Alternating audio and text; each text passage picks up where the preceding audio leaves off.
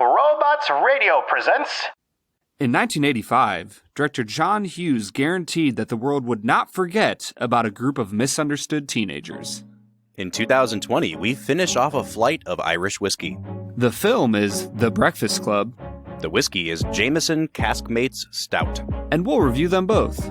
This is The Film and Whiskey Podcast.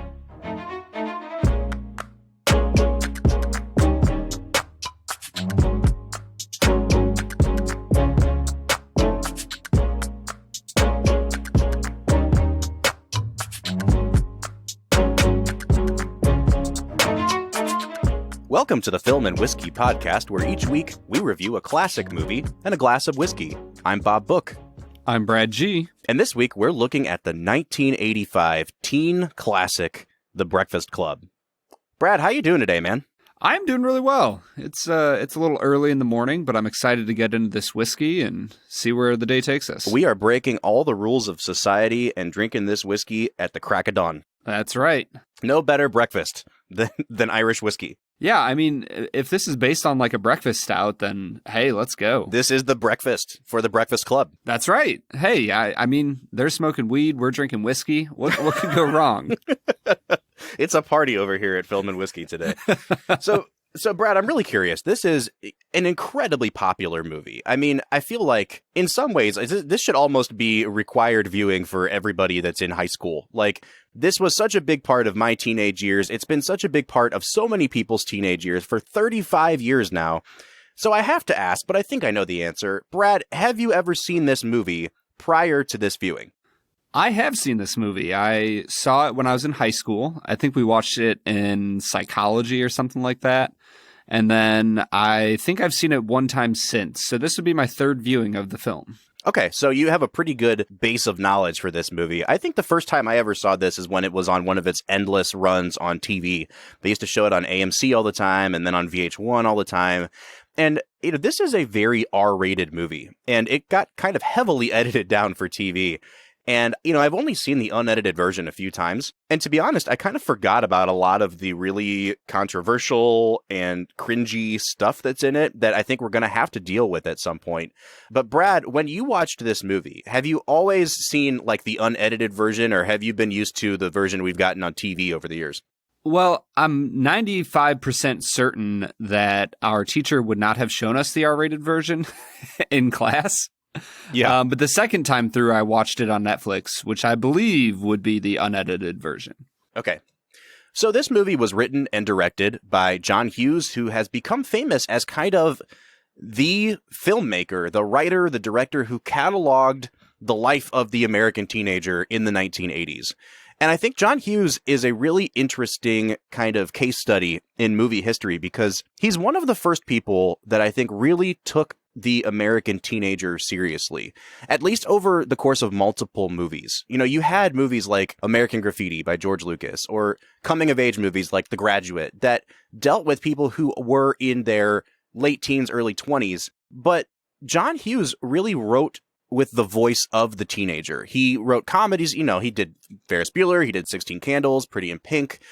And then he also did more serious material like The Breakfast Club. And I think what's unique about John Hughes is that they're making movies for teenagers, but they're not kind of condescending or demeaning to teenagers. When you look back over the course of American movie history, films that were made for teenagers were just money grabs.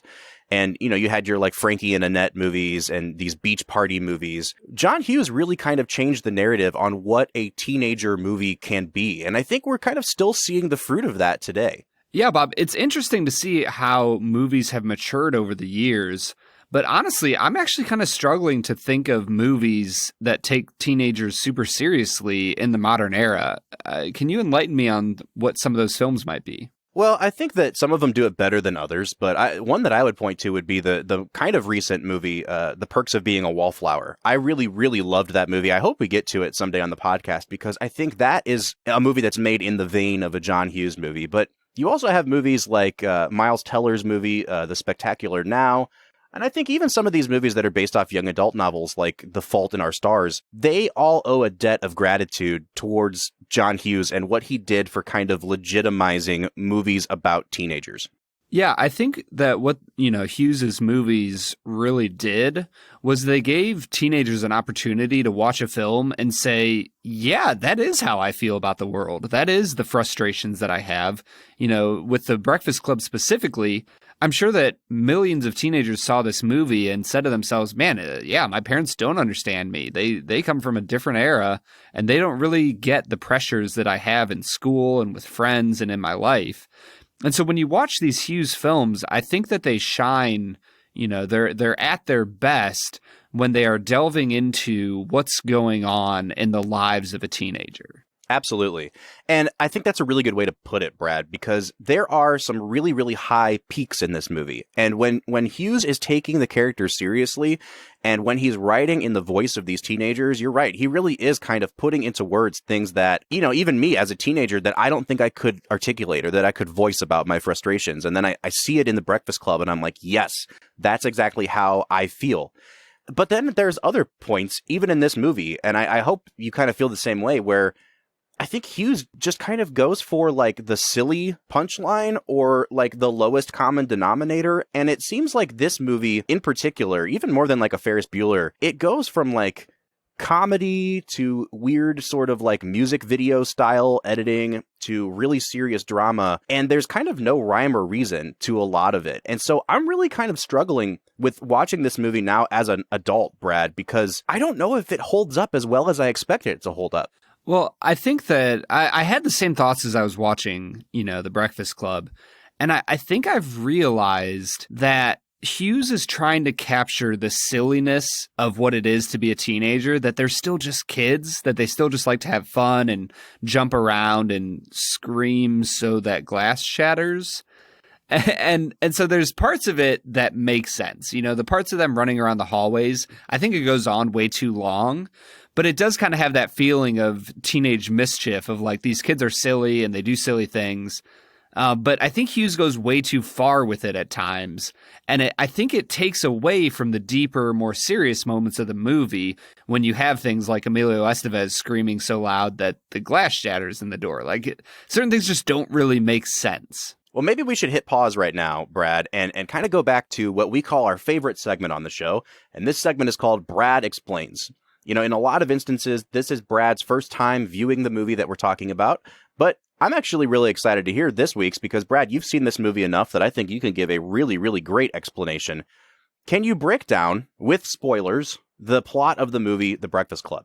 Yeah, so they are at, I believe it's called Shermer High School in Shermer, Illinois, is the opening dialogue. And there are 5 kids, ostensibly teenagers, although a few of them do not look young enough to be teenagers. But that's besides the point. Right. These 5 teenagers are in high school, and they've all been gathered on a Saturday morning for apparently 9 hours of detention, which is a really long time for detention. Apparently they did things differently back in the 80s. But they're all gathered together on this Saturday, and the entire movie is them, the principal, Richard Vernon, who looks over them, and a janitor who's busy cleaning the school. And the entire day is spent observing these 5 kids as they all come from different friend groups. You have the jock, and you have the teen drama queen, and you have the crazy girl, and you have the rebel, and you have the smart kid. And they all come from these different social groups. And the entire movie is about how they slowly form relationships throughout the day as they break down the barriers between them that really are false barriers created by their own, misimpressions of one another. And so it just follows their antics throughout the day. It shows how the principal is kind of a harsh totalitarian trying to crack down on them and mold them into an image that he would enjoy. But by the end of the movie, you kind of realize that he's just as scared as the rest of them about being known. So there you go. That's The Breakfast Club. Don't you forget about me, Bob. Oh, man. At some point, we got to talk about the soundtrack because that song might actually be the best part of the whole movie, Brad, if I'm being honest with you. Yeah, I won't disagree. And I don't know how everybody in Film and Whiskey Nation feels. I personally do not think that the 80s was a great era for music. And yes, there was a lot of good stuff. I do like AC/DC and Metallica and a few other things from that era, Journey and the likes. But overall, I did not like a single song in this movie outside of Don't You Forget About Me. Yeah, and actually, Brad, I kind of agree. I think especially like pop music in the 80s is really hit or miss. But you're right. And I think it's because the lyrics of all of these songs are so on the nose, and John Hughes like puts them in at very specific points of the movie. And I think that none of them work. Like we were talking earlier about, there's a scene where they all break out of detention and they're like running down the hall trying to avoid the principal. And it's like this old, vaudevillian style, like, whoa, like they come around the corner and then they have to go back. And it's like, it goes on way too long. But it's also shot and edited like a music video.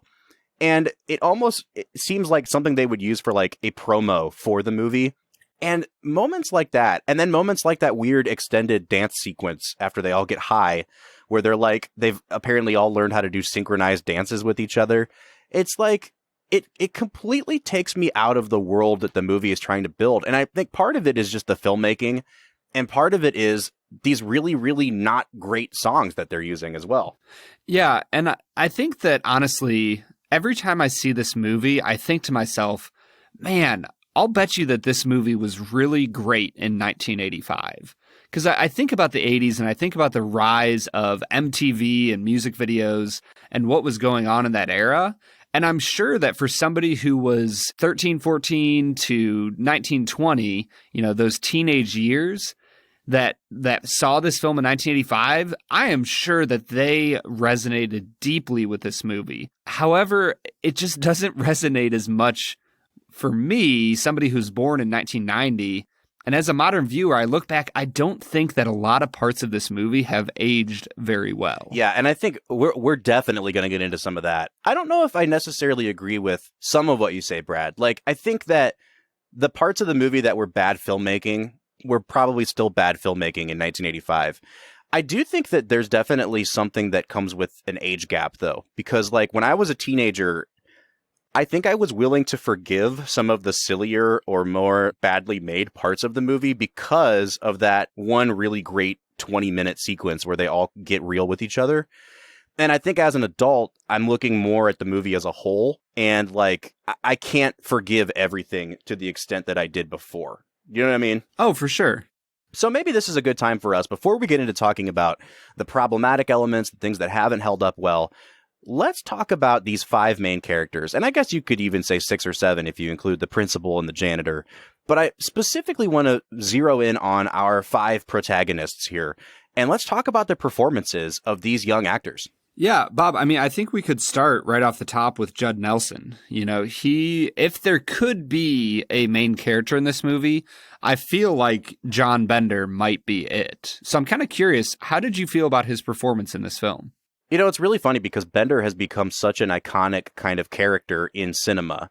And yet, Judd Nelson, I think, runs the whole spectrum of like, there are scenes where he's way over the top and it's like way too much. And then there are scenes where he's really, I think, doing the character a service, and he's playing it as he should play it. And so it's kind of hard because I think at the end of the day, if I'm being honest with you, there might just be a little too much Bender in this movie. His kind of character change doesn't come until so late in the movie that you start to see every other character change, and then Bender is still being Bender. And I think his antics got on my nerves a lot more than they used to, because he's so abusive, he's so manipulative, and we'll talk about some of the more problematic things he does, but he's like literally engaging in sexual assault and harassment. And like, I think that the performance is good and it's memorable, and I'm struggling to piece together whether it's just that Judd Nelson overdid it at parts, or whether his character is just in the movie too much.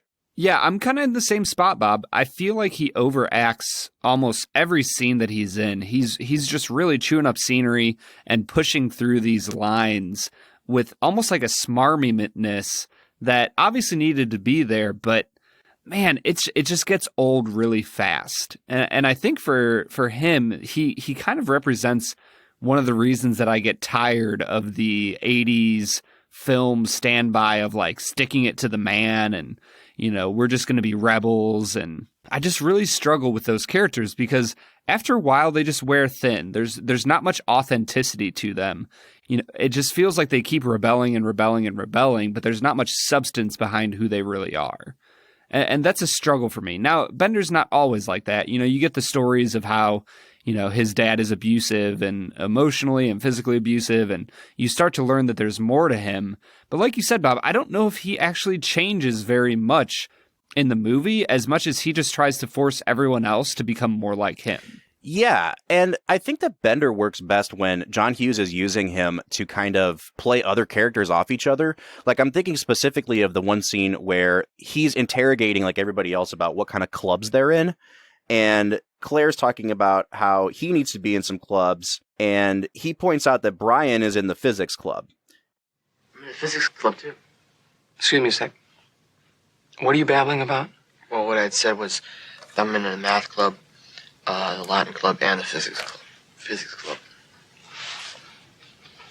Hey, Jerry. Do you belong to the physics club? That's an academic club. So? So academic clubs aren't the same as other kinds of clubs. Ah, but the dorks like him, they are. What do you guys do in your club? In physics, well, we talk about physics, properties of physics. So it's sort of social. Demented and sad, but social. And I think when they're using Bender to kind of point out the hypocrisy of other people, his character works a lot better because he's not the focus of attention. And I think when they put the camera on Bender and he has these extended over-the-top monologues of smoke up, son! It just becomes a little too much for me.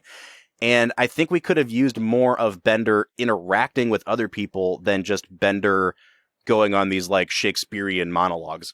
Yeah, honestly, it kind of reminds me of Nick Offerman in Parks and Rec. Ron Swanson is spectacular in that TV show, but if he was the main focus of the show, it would just be too much. Yeah. And there's certain characters that directors need to know that just because the character is ridiculous and over the top doesn't mean you necessarily need more of them. If anything, it means you should just get them in little doses here and there so that you're left wanting more of them throughout the film. I will say that every character in this movie has at least one really great line, and Bender gets a lot of really good lines. He gets a lot of crap, too, but I think he gets a lot of really good lines, and some of the insults are really, really great. Like when he first says to Andy that he wants to be a wrestler, and he says, "I figure I can be just like you. All I need is a lobotomy and some tights." It's such a good line. So I have to get at least one positive thing in there for Bender before we move on. So why don't we move to Ali Sheedy's character of Allison? Now, she is kind of the girl that we would consider to be in today's terminology, almost like a goth. She's really quiet. She only, for the first 20 minutes or so of the movie, she only squeaks. It's very weird. And her character is maybe the most problematic character for me in the movie. And I think we'll get into that maybe later in the analysis.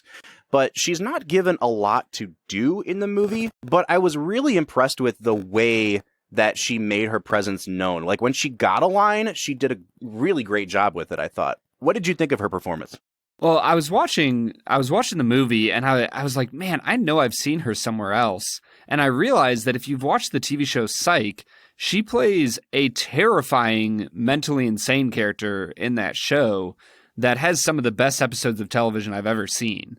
And so she has this ability to be creepy. She has this ability to come across as just slightly off kilter mentally. And it creates such a compelling performance. I actually really enjoyed her in this movie. Now, I do think that the script gives her a lot of problems that, like you said, Bob, it makes her a problematic character, especially in 2020.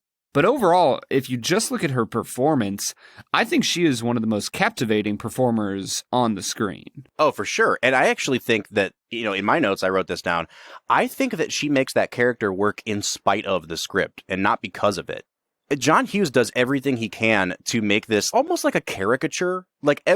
Everybody gets their little sort of character quirks and idiosyncrasies, but the ones that they give to her are this isn't even a human being. Like, she squeaks instead of talking. She draws a picture and then decides to put snow on it and shakes dandruff onto it. And it's like, my gosh, dude, like, can't you think of a better way to bring about some character development than to just show us, like, whoa, look how weird she is, and look, she's a kleptomaniac. And I think that when she finally starts talking, she makes that character work, and it shouldn't work. And specifically, I'm thinking about one of the best lines in the whole movie where she's talking about, when you grow up, your heart dies, which is kind of a cheesy line, but Bender just kind of goes, who cares?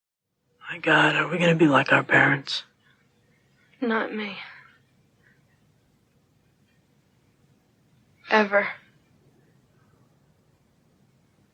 It's unavoidable. Just happens. What happens? When you grow up, your heart dies. Who cares? I care.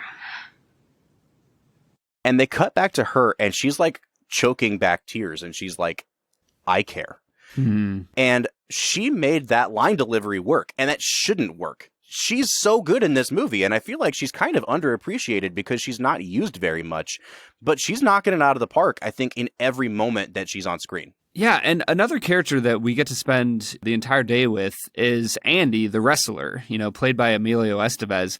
And he is a frustrating character for me because he kind of just goes back and forth between trying to be super macho and impressing, Claire, and yet he tries to like backtrack himself and be soft and caring at times.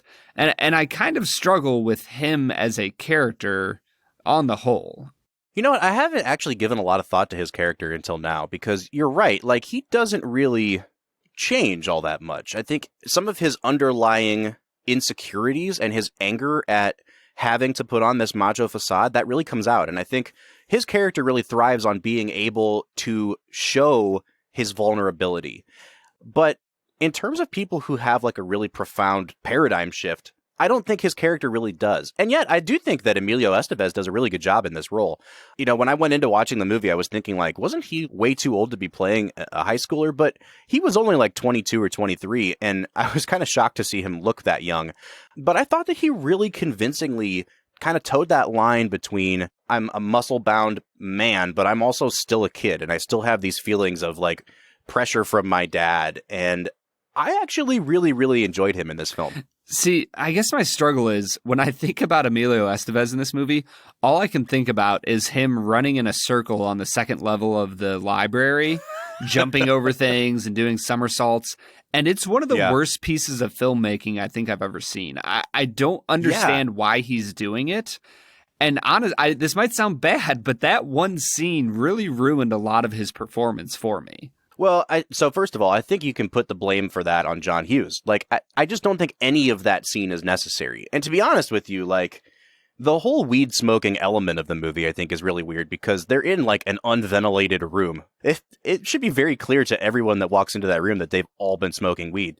But, like, Emilio Estevez smokes weed, and then he comes out, and he's like, woo, woo, woo, and he runs around the upstairs. And I'm like, were you smoking weed or were you doing like lines of cocaine? Because you're not behaving as if you've just been smoking weed.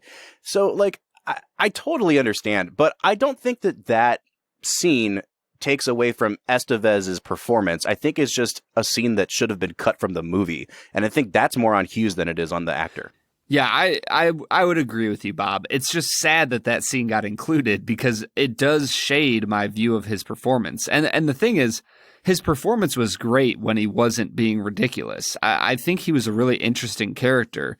And so, yeah, I would agree with you, Bob. He does turn in a very good, convincing performance of what it's like to be an athlete in a household where a lot is expected of athletes. Yeah, and I mean, he really is the bridge into getting into the more emotional material. Like, he starts talking about, do you know why I'm here, before anyone else does. And Hughes has that really great sort of dollying tracking camera that goes in a circle around the whole group. And it's an unbroken shot, really. I mean, there might be a couple cutaways to reactions, but for the most part, Estevez is doing that in what looks like one take. And I think he really brings the goods when he's delivering that monologue. So, yeah, I mean, is his character the best formed, the best written? Probably not. But I don't have a fault with what he did as an actor. Well, and this kind of takes us to our final of the teenage actors, and one of the most famous of them all, Molly Ringwald. She was just so popular for her role in mostly John Hughes films in the 80s. And her performance in this film, I would say is pretty impressive. Bob, I'm kind of curious to hear what you have to say about her. Yeah, Brad, I'm actually really glad that we saved these last two actors for the last two, because I think I was most impressed with their performances, with Anthony Michael Hall as Brian and with Molly Ringwald.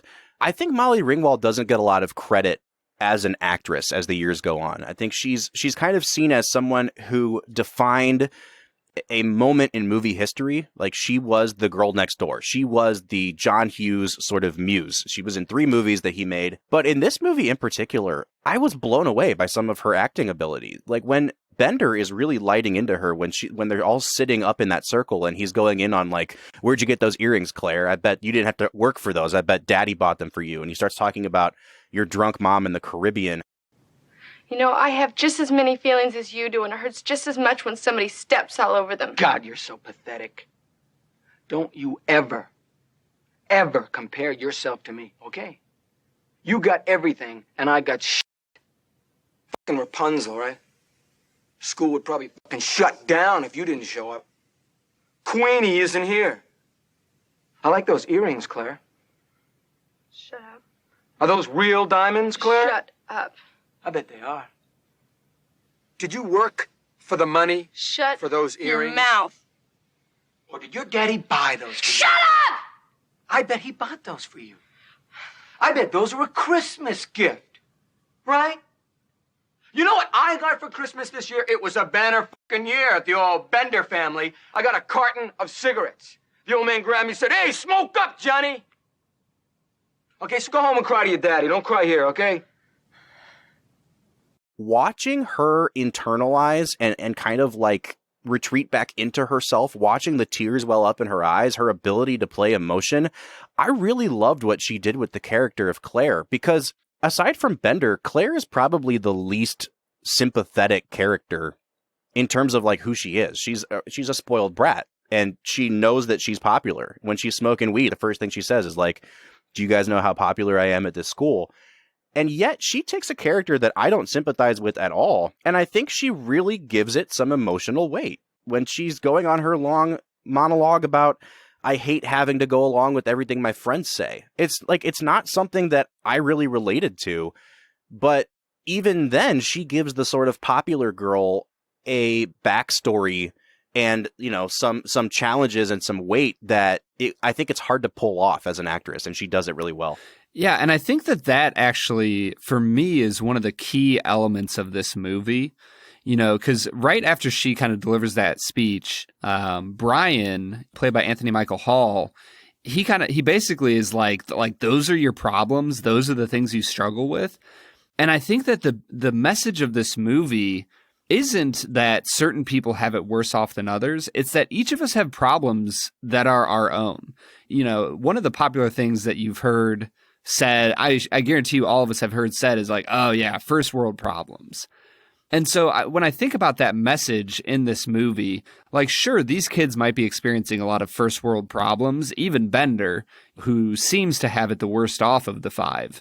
I think the message of this movie is that, sure, some people might have it worse off than others, but each of us experiences only our own life. And our problems are very real to us. And Emilio Estevez's problems are his own. Molly Ringwald's problems are her own, and that we all have these struggles, and that the only way we can kind of move past our stereotypes of one another is if we listen to each other, if we care enough to say, yeah, those are real problems. And even if I can't relate to them, I understand that you experience them deeply. And I think that her character best personifies that kind of worldview in this film. Yeah, absolutely, Brad. And before we go to our break, let's get to the last of these young actors, which would be Anthony Michael Hall as Brian, who is actually the only actor in this movie who was young enough to be in high school. He was 17 years old when this movie is being filmed. And I think that he helps the movie in so many ways. But one of the ways that he helps the most is just the fact that he looks so young. One of my struggles with this movie is the fact that all of the teenagers do not look like teenagers, and it's because they aren't. But Brian is actually played by someone who is 17, should be in high school, and I think he injects a youthfulness to the movie that is very much so needed. Yeah, I completely agree. And I think one of the most underrated things about Anthony Michael Hall is that he is legitimately a really, really good comedian. Like, his comic timing in this movie is excellent. He had worked with John Hughes before in 1983 on National Lampoon's Vacation, where he played the son, Rusty, and he's great in that movie. But the early stages of this movie rely on a few things. It relies on creating that sense of unease between these groups that are represented. It relies on creating a sense of boredom as they don't know what to do. But you need some comic relief in there to kind of break up these confrontations that are happening. And Anthony Michael Hall's line deliveries are so good. And he's really underrated. When Vernon walks in and says, like, you all need to sit here and think about whether you want to be here next week. And he just kind of goes like, well, I can tell you right now, sir, that would be a no from me. Like, I laugh out loud. Like, he gets asked by Bender, did your mom marry Mr. Rogers? And he's like, no, Mr. Johnson. He's so good. And I think that he's like the unsung hero of this movie because, in my opinion, Brad, the first half of this movie especially is like pretty bad. There's a lot of stuff in that first 45 minutes that are just, it drags, and I don't understand some of the filmmaking decisions, and kind of the one saving grace in that part of the movie is Anthony Michael Hall. Yeah, Bob, I'm really happy that you enjoyed his performance, because as I was watching this movie, I thought to myself, man, he is the youngest person on screen, and yet I can't get enough of him in this movie. He is the one who really draws them all together in my mind as far as being a sympathetic bunch. He's I guess he's just so sincere in his performance that I just really am blown away by how funny he is. And even yet, when he starts talking about how he's friends with the boy that Andy taped his butt cheeks together and how much that hurt him, and when he talks at the end of the film about having a gun and wanting to kill himself, you just kind of look at it and you go, man, like, this is the character that I feel like is the most empathetic of them all. And I really, really love his performance. Yeah. And right before that, too, there's this great little touch where he's the one that asks, like, what happens on Monday? Like, are we all still friends on Monday? And when Claire says no, they cut to his reaction, and that's when he starts crying. And you can tell how hurt he is, like how hurt that character is, that he feels like he finally made some personal connections. Like, he finally has some friends in school, and now the popular girl is turning him down again. And I think those little touches, it's not just with Anthony Michael Hall, it's with all the characters that get moments like that. I think that's where this movie really thrives.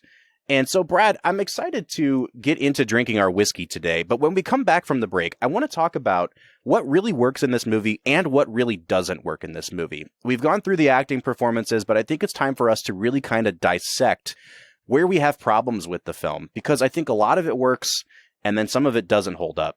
But before we get there, let's take a break and let's try this Jameson Caskmates Stout. What do you say? Let's get to it.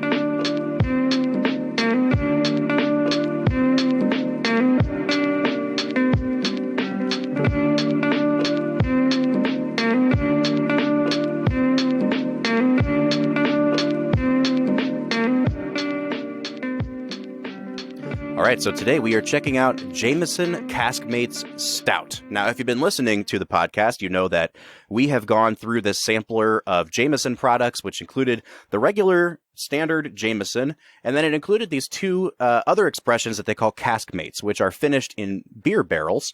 The first one was the IPA, which is something that Brad and I didn't particularly care for. I'm not an IPA drinker myself, and neither is Brad, so that really sort of bitter, hoppy flavor I don't think did a lot of favors to the Jameson whiskey, but I am excited to get into this stout because I like dark beers. I like beers that have those kind of chocolatey, really heavy notes to them, and I think that will really pair well with the Irish whiskey, which we always kind of describe as a lighter, brighter kind of whiskey. So, Brad, have you ever tried this Caskmates Stout before? I have not, and I will say I really hate IPAs, so it was no surprise to me that I didn't enjoy that version of the Caskmates. However, I enjoy darker beers, but it's one of those things where oftentimes they're so rich and creamy that I can only have like half a glass of the beer and I'm done. It's, it's like a really heavy, rich cheesecake that you have like 3 or 4 bites of it, and you have to wait like a half an hour before you take another bite because it's just so rich on your palate and in your stomach. And so I'm actually really excited to try almost a filtered down version of a stout where you get the flavor of it, but without that heaviness. I really think that Jameson might be the perfect thing to pair it with. Well, let's get into it, Brad. Why don't you tell me what it is that you're picking up on the nose of this Caskmates Stout? Yeah, honestly, I get a little bit of that lightness. Like, it definitely smells like Jameson, and I think that that's a good thing. It's bright. There's a little bit of floral to it, but I sense a little bit of that chocolatiness that you were talking about, Bob. There's kind of this deeper, fruity, chocolatey feel to it that I'm really excited to get into. Yeah, see, for me, I get some of that chocolatey profile, but it has almost like, it reminds me more of the Redbreast that we drank than it does Jameson. It almost smells scotchy. It has a really sort of malty scent to it, but also not sweet. I'm not picking up a lot of sweetness on this, and I'm kind of bummed out about that because I thought that this would basically smell like Jameson plus, chocolate and oats or something like that. And I'm not really getting that. So I'm not super impressed with this nose, Brad. I think I'm actually only going to give this one a 5.5.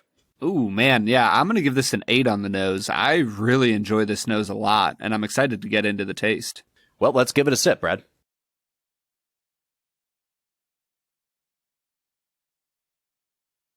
Huh. That's interesting. There's not as much going on at the front of my tongue as I thought there would be. No, same thing with me. I've actually tried this before, and I was really excited to have this on the show because of that line in the sampler. I liked this one the best when I first tried it, but trying it again now, I'm actually not a huge fan of this. It's really sweet on the front of your tongue. I get some butterscotch kind of notes, and that's why it's almost like a really watery scotch in some ways to me.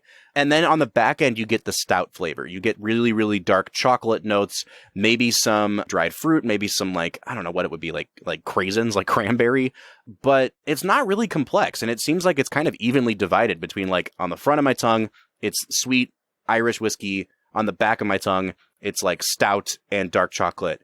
And there doesn't seem to be a lot of those flavors marrying together, if that makes sense.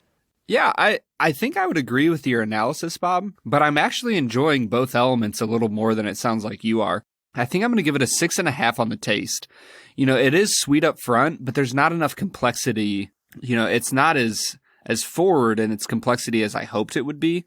But the back end of it, you do have some different things going on as far as the chocolate and kind of oatiness that I'm really enjoying. So I'm going to give it a 6.5 on the taste, and I think I'm going to give it a 7.5 on the finish. Yeah, I'm actually also going to give it a 6.5 on the taste, Brad. I do like the taste. It has too much of a division for me. And with the finish, it's not dry. It definitely is a mouth-watering finish, but it's very oaky. And I think maybe that extra finish in beer barrels did something to bring out more pronounced wood flavors in this. So it's kind of bitter, and it's not bitter in a cocoa chocolate way. It's you get the dark chocolate, but then you also get, for me at least, a ton of oak on the finish, and I don't care for that, so I'm actually only going to give it a 5.5 on the finish. And that brings us to overall balance. This is where we talk about nose, taste, and finish all put together, whether or not something stood out as incredibly bad or incredibly good, peaks and valleys. Brad, how would you say this whiskey is balanced from start to finish? I would say it's decently well balanced. The nose gives you the notes that you're going to find on the taste and the finish. I think that the finish has the much stronger flavor, though. It really comes roaring in at the end. So I'm going to give it a 6.5 on balance. Yeah, I'm going to give it a 6 on the balance. I like you said, there's nothing in this that really stands out as too bad, but there's also nothing that really stands out as incredibly great. It's pretty consistent, and in a lot of ways for me, this is a little bit of an underwhelming experience from start to finish. I don't know why, but in my mind, I just remembered this being a way better whiskey than it ended up being. So I'm going to stick at a 6 on this. And that takes us to value. This is where we look at the price of the whiskey. And in the state of Ohio, this whiskey for a fifth will cost you $31.99 plus tax. So we're looking at a $32 bottle of whiskey, which is pretty standard for an Irish whiskey. It's a couple dollars more than regular Jameson, but it's still in that price range where you kind of get those mid-shelf Irish whiskeys. And I don't think this is a bad value. Like, I'm not crazy about the whiskey in the bottle, but they're also not charging more than I think they should be. So I'm actually going to give this a 7.5 on value. Yeah, I'm actually going to go ahead and give it the same thing, Bob. I think 7.5 is right where it ought to be on value. It's not, it's a unique whiskey that, maybe if it was priced $25 to $27, I might give it a higher score. But yeah, this is right about where I would expect it to be. All right, so that's bringing me out to a 31 out of 50. Brad, what's that bringing you out to? This is actually bringing me out to a 36 out of 50. Oh, wow, this actually performed a lot better with you than I thought it would. Yeah, I really liked it. The only part that kind of struggled for me was the front end initial taste. But outside of that, the emotions that it leaves you with on the finish are nice and warm, and I really enjoy it a lot. So that puts our average out to a 67 out of 100 or a 33.5 out of 50. Yeah, this is kind of like right at that 2/3 mark, and I think that's a good place for it. I don't know that I would necessarily go for this whiskey very often, but I also can't say a lot of bad things about it. I can imagine that some people would really, really love this whiskey. I do think it's worth trying at a bar, and it's not a disappointment in like an epic sense of the word. So, Brad, would you recommend this whiskey? Yeah, I really would. If you are a huge fan of stouts, I would warn you to say that it's less like a stout than I kind of hoped it would be. Yeah. The IPA version tasted more like an IPA than this version tastes like a stout. Does that make sense? Absolutely, it does. And I think that might just be because the stout has some of those like darker characters that kind of round out a whiskey, whereas the IPA just kind of like injected a bunch of bitterness into that whiskey. So this one definitely has a more subtle addition to it. I would recommend this in like a glass. I would say like, if you're at a bar and you've never tried it and a short pour is like $5, absolutely. Give it a try. It's worth trying. I don't know if I would recommend going out and buying a bottle of it unless you know for a fact that you would really, really like it. But again, $32 is not a ton to drop on a whiskey like this. So hesitantly, I will say that I also recommend this whiskey. Well, and I will say this. If you enjoyed Jameson, go to your local liquor store and you can purchase a small sampler pack that includes regular Jameson, the IPA edition, and the stout edition. I think it costs like $10 to $15. No, not even that. We got these. They're just like shot sizes. They're 50 mils, and you get 3 of them, and it was $5.99. Oh. I spent $6 on this sampler, so that's why we actually bought 2 of them, because I was like, all right, I'll drop. Brad's friendship is worth $6. I'll get him one of his own samplers, too. Yeah, easily. I don't know if I'd go quite that far for Bob. But if you're listening and you think, man, I would like to try these, each one has enough for about 1 glass. And it's a perfect way to try 3 different versions of Jameson. And it's all for $6. So go out and try it. Check it out. It's worth your time to check them out. All right, Brad, what do you say we get back into talking about the Breakfast Club? I actually don't really feel like it, Bob. All right, cool. I'm done. All right, we'll see you next week. Okay, cool.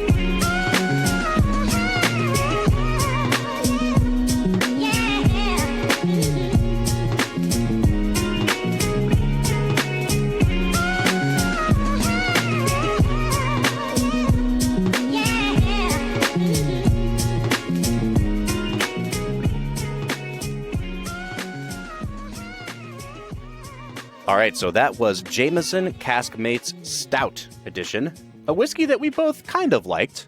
And it sounds like, in a lot of ways, it's being paired with a movie that we both kind of like. Yeah. Is that an accurate representation, Brad?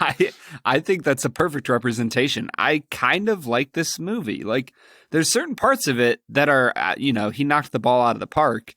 But for the most part, he's just barely hitting it back to the pitcher. Like, it's a struggle of a movie. Yeah, and I think that we really need to get into some of the problematic stuff. But before we just, rag on this movie, what did you really enjoy about it? What do you think Hughes did well? Is there a specific scene? Is there a specific line that you really resonated with?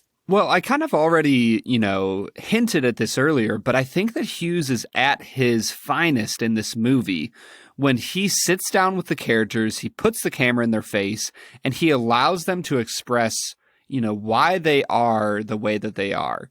And he uses the ruse of saying, oh, well, this is why I'm here at detention, to get into why I am the way that I am for each of these characters.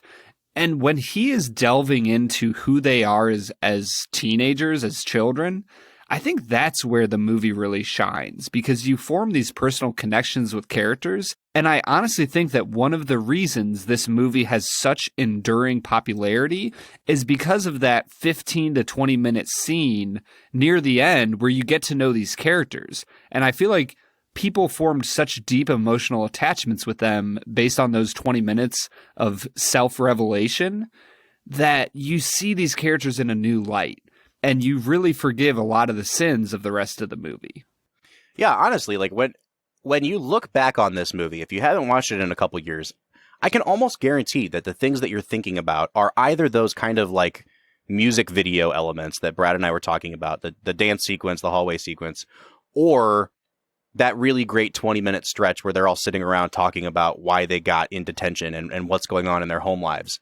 And I think Hughes knew that's the centerpiece of the movie, because it feels like, in a lot of ways, he doesn't quite know how to get there. Like he's taking his time and kind of meandering because he knows that's the crux of the movie. And then as soon as that scene's done, it's almost like, all right, cool, time to wrap this up now, because the movie seems to end really quickly after that scene. But Brad, I think you're right. Like that is the part of the movie that works the best. And it's the part of the movie that I think really catapults it into being a film that people remember. Yeah, and then when you're done, making sure that people don't forget about you, you just shove your fist in the air and freeze frame, and you're set, and you just walk your way into posterity.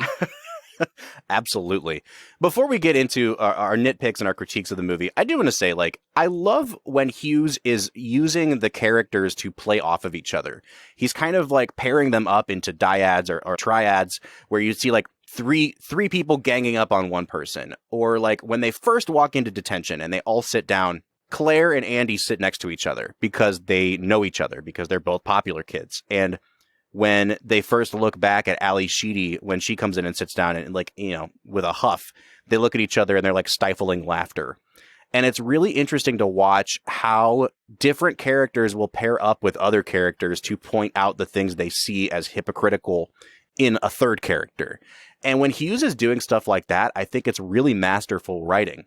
The problem is, I think he doesn't do it enough. Yeah, and I think one of my other scenes that I think is one of my favorite parts of this movie is at the start of the movie, you can tell that nobody in the room really likes each other outside of possibly Andy and Claire. And yet, even with that in mind, when Bender, breaks the door so that it can't stay open and he sits down, they all kind of have this unspoken agreement that we're not going to turn Bender in, because while we might not like each other, Vernon is the real enemy. And we're not going to turn him over, turn Bender over to the enemy. And so I really love how Hughes kind of plays them off of each other as not liking each other, and yet still having a common enemy that they can all band together and fight against. Yeah, for sure. Well, Brad, I think it's time for us to get into the hard stuff about this movie. I think that, look, movies were different in 1985. I understand that. But what is actually being depicted on the screen in a lot of instances made me very, very uncomfortable. And it's not just that it hasn't aged well. It's that I think that some of the scenarios that they put the characters in, and it's particularly the two female characters, are just wrong. And they are for sure sexual harassment, if not sexual abuse and assault in some of these cases. I'm really wondering, Brad, when you look at the two female characters in this movie, I see a lot of problematic stuff. And I think we need to get into as much of it as we can, with the time that we have left. But what did you struggle with when you were watching this film? Well, I know that there's going to be a lot of different things. Primarily Bender legitimately sexually assaulting Claire. But one of the things that I disliked the most was the end of the movie when Claire takes Allison off to the side and does her makeup. And suddenly that's what makes her an attractive character. Yes. To Andy. And I go, wait a second. I thought that this movie was about listening to people talk about who they are and then accepting them for who they want to be. Yes. And yet, at the end, they're just like, well, no, but we're going to put some makeup on you. And all of a sudden, Emilio Estevez is going to say, well, I never really saw you before. And wow, let's, date now and make out in front of our parents without them saying anything about it. And it's just a super weird inclusion into this movie. Like, it feels like it belies the entire message that had been sent throughout the rest of the film. It absolutely does. And it's infuriating to me. And I think, the stuff with Claire is more immediately problematic, but the stuff with Allison is just as problematic, because what they're saying is like, she doesn't have worth until she's approved of by Andy. So, like, first of all, why does Allison need a makeover? Like, even when Claire's giving her a makeover and putting stuff, like, she's putting eyeliner and eyeshadow and everything else on her, and she's like, you look so much better without that black stuff on your face. And she's like, oh, hey, I like that black stuff. So, like, does she even really want this makeover? And secondly, like, is this the end of Grease? Why do we need to make over a female character for the approval of a male character? Why are they making it out like she has to be presented to Andy for his approval? Like, that whole storyline doesn't work at all, and it seems so forced. And it's just like, they have no chemistry. They have no understanding of each other aside from the fact that their parents suck. And it just seems like what they're saying is that Allison has to fundamentally change everything about herself to continue to be approved of and attractive. And I really hated it. Well, I will back off a little bit from that kind of final comment, Bob. I think that, she jokingly, kind of endearingly steals the something off of his jacket and walks off with it. And so I think there is kind of a sense at the end of the movie that, like, she's still herself. She's still slightly a kleptomaniac and steals things, and she's still going to be a little bit awkward and weird. But it's because of her physical transformation that Emilio is now okay with it. And that's the problem that I have, is like, well, if you weren't attracted to her in the first place, then, like, why is it that a makeover is just going to make you go, oh, wow, well, now I want to be with this girl. Right. And so absolutely. I don't know. Maybe I can play devil's advocate for a second and just say, in the end, physical looks do matter, and it helps to be attracted to somebody physically to also be attracted to them emotionally. So I don't think that that's the worst thing to say about a human being, that they find another person physically attractive. But it does seem like it doesn't jive with the rest of the message that the movie is trying to send.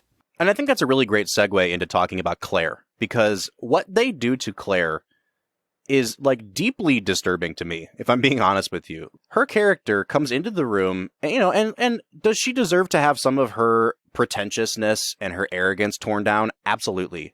But the movie doesn't really distinguish between her arrogance getting torn down and, like, everything else about her getting torn down. She admits to being a virgin, and it kind of gives Brian some comfort. But aside from that, like, what this movie is saying is that, like, there's something... It seems like the movie's saying there's something wrong with her for that. Even though they said out loud there's nothing wrong with that. Like, the places that they take her character are, like, she goes into the room that Bender's locked in and has, like, 7 minutes in heaven with him. And after just advocating for it being okay for her to be a virgin, she apparently has some sort of, like, sexual awakening, like, I need to do this with Bender right now. And what makes it even more problematic is that for the entire movie, Bender's been harassing and assaulting her, asking her questions about, have you ever been felt up? It's incredibly uncomfortable. And then hiding under the table, and God knows what happens under that table. And it kind of seems like they give Claire some Stockholm syndrome. Like, she's being abused by this person, and then at the end of the movie, like, she gives into what he wants. And it just strikes me as so incredibly disturbing and out of character for, like, what any rational human being would do. And I don't think you can chalk it up to, like, well, they're teenagers and blah, blah, blah. It's just something that I don't think John Hughes should have even meddled in, because it creates so many issues for this movie. Yeah, it really kind of reminds me of my point that I made earlier, that Bender tries to morph everyone into an image of himself. And you see it most clearly with Claire in the fact that, by the end of the movie, she just seems complicit in anything that Bender would want to do. And if anything, she feels like she wants to be more like him. And that's kind of a struggle for me because, like I said, the whole message of the movie seems to be we all have problems, we all have struggles, and it's okay to be who we want to be. Yeah. And yet, Claire isn't allowed to do that. Claire is forced to become this person who suddenly wants to date Bender, which, if we're being honest, seems to implicitly mean that she'll be having sex with Bender in the next few weeks. Yeah, and if they already didn't do it in that closet. Yeah, exactly. And so you're kind of like, is that really who she wanted to be? I don't know. We didn't spend enough time with her to really know that. All we know is that she was kind of proud of being a virgin and didn't want to just give it up willy-nilly. And then all of a sudden, nope, we're just okay to move on from it after this guy sexually assaulted me and emotionally abused me. Well, and I think one of my problems with it is too, like, they don't really make the male characters grow or change hardly at all, especially Bender and Andy. It seems like these female characters are changing to suit their whims. And I think that's my big struggle with it. And there's actually a really, really great article that Molly Ringwald wrote last year for The New Yorker. When they were releasing this movie in the Criterion Collection, they came out with this really beautiful Blu-ray for the movie, and they asked Molly Ringwald to kind of write a retrospective on it. And she talks about how she sat down with her own daughter, who was 10 years old at the time, and she basically started the article by saying, look, I recognize that 10 is way too young to be watching this movie, but I wanted to see how this movie played with the younger generation. And she talks about how as it went on, it became harder and harder to justify some of the things that she saw on screen and that she was kind of complicit in putting on screen. And it's this really beautiful look back by her over her own career and talking about how, you know, I owe my whole career to John Hughes. He was a lovely human being, but he also is guilty of having moments like this in his movies that there's no way to justify. There's the racism of 16 Candles, and then there's the kind of sexual assault here in The Breakfast Club. And I do think that, you know, we can talk all we want about how maybe the music, for the most part, hasn't held up, how some of the filmmaking hasn't held up. But what really, really doesn't hold up is that this movie came out in a culture where I don't think a lot of people thought about, talked about, even noticed the kind of stuff that was happening to the female characters in this movie. And I think, you know, if this movie were to ever get remade, obviously that whole subplot would be eliminated, but I think deservedly so. It just doesn't make for a good movie, and it provides way too many issues to reconcile.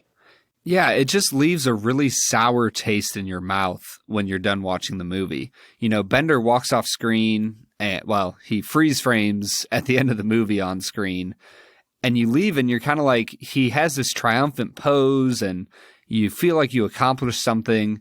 But for me, there's a sense of like, man, you might have accomplished something, but at what cost? And like you said, Bob, it doesn't seem like the male characters really change all that much. I just struggle with this movie and the taste that it leaves in my mouth when I'm done watching it. Absolutely. And I think it's time for us to give our final scores on the movie, Brad. You know, I really struggle with this because this is an important movie in my coming of age. And that 20-minute sequence is, I think, 10 out of 10 filmmaking. But everything else around it is at best an 8 and at worst a 2. There's some really, really rough sequences in this movie. And that's not even to mention the sort of philosophically problematic stuff we've been talking about here. At the end of the day, I think this movie is too short. It's an hour and a half long. It seems like kind of like a trailer for a better movie. It seems like they could have gone deeper with these characters. They really could have explored more. And Hughes was kind of content to just leave it where it was and wrap up. And so, Brad, I think I'm going to give this movie a 7 out of 10. Like, it's a good movie. I understand how it can be some people's favorite movie, but I think when you really sit down and think about it, what we love about this movie is one small sequence of the film. And when you look at the whole thing, it just doesn't hold up the way that I remembered it. Yeah, Bob, I'm kind of right there with you. I do not have a nostalgic connection to this movie, and that could be a bad thing or a good thing, but I'm going to give this movie a 6 out of 10. I think it's very good at doing certain things. I really enjoy Brian's comedy and humor. I think that it's delivered perfectly, you know, and I obviously love the scene where they finally get down to brass tacks and talk about what's going on in their lives. But overall, there is a lot of problematic elements in this movie, and I really can't give it anything higher than a 6. So that brings our average out to a 6.5. And here's the thing. I really hope that when people see us post our final scores on social media, that it sparks you to listen to the episode. Because if you just saw Breakfast Club 6.5, or, Eternal Sunshine, like 5.75, whatever we gave that, I think sometimes people just think that we're like incredibly dismissive of the movies and that we don't really get into talking about it. And that's not the case here. Like, Brad, you said you didn't have a nostalgic connection to this movie. I do. And I'm still looking back on it now and thinking like, I have a nostalgic connection and it's important to me, but that doesn't necessarily mean that I think that it is a great film. And there's a difference to be made and there's a conversation to be had here. So hopefully when you see our scores posted, that sparks you to want to come listen to the conversation, to engage in the conversation. And part of that is getting on social media, letting us know what you think of the movie and of our scores and of our review of it. So if you want to get in contact with us, please get on Twitter, get on Instagram, get on Facebook. You can find us at Film Whiskey. Or you can give us a phone call. Let us know what you have to think about The Breakfast Club. Tell us what you have to think about Bender as a character and his treatment of Molly Ringwald and all of these things. Our phone number is 216-800-5923. Once again, that phone number is 216-800-5923. Next week, we'll be back talking about Christopher Nolan's 2014 film, Interstellar. For the Film and Whiskey Podcast, I'm Bob Book. I'm Brad G. We'll see you next time.